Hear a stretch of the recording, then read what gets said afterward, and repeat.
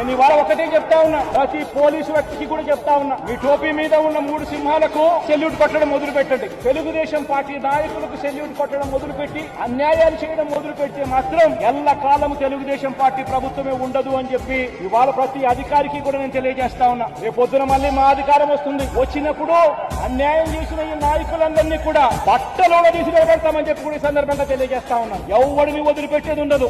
వంశీని అరెస్ట్ చేసేటప్పుడు సిఐ అన్నాడట, నేను 1.5 సంవత్సరంలో రిటైర్ అయిపోతాను అని చెప్పి. రిటైర్ అయిపోయినా కూడా సప్త సముద్రాల అవతల ఉన్నా కూడా మొత్తం అందరినీ కూడా పిలిపిస్తామని చెప్పి కూడా ఈ సందర్భంగా చెప్తా ఉన్నా. చట్టం ముందు నిలబడేట్టుగా చేస్తాం, బట్టలు ఊడదీస్తాం, న్యాయం జరిగేట్టుగా చేస్తాం అని ప్రతి ఒక్కరికి కూడా తెలియజేస్తా ఉన్నాం. ఈ మాదిరిగా అన్యాయం చేయడం మొదలు పెడితే మాత్రం ఖచ్చితంగా ప్రజలు, దేవుడు ఇద్దరు కూడా వీళ్ళని శిక్షించే కార్యక్రమం ఖచ్చితంగా జరుగుతుందని చెప్పి ఈ సందర్భంగా మరొక్కసారి వీళ్ళందరికీ కూడా చెప్తా ఉన్నాం. అన్యాయంలో భాగస్వాములు కావద్దండి. టోపీ మీద ఉన్న సింహాలను గౌరవించండి, వాటికి సెల్యూట్ కొట్టండి, మీ వ్యక్తిత్వాన్ని కాపాడుకోండి అని చెప్పి ప్రతి అధికారికి కూడా ఈ సందర్భంగా తెలియజేస్తా ఉన్నాం.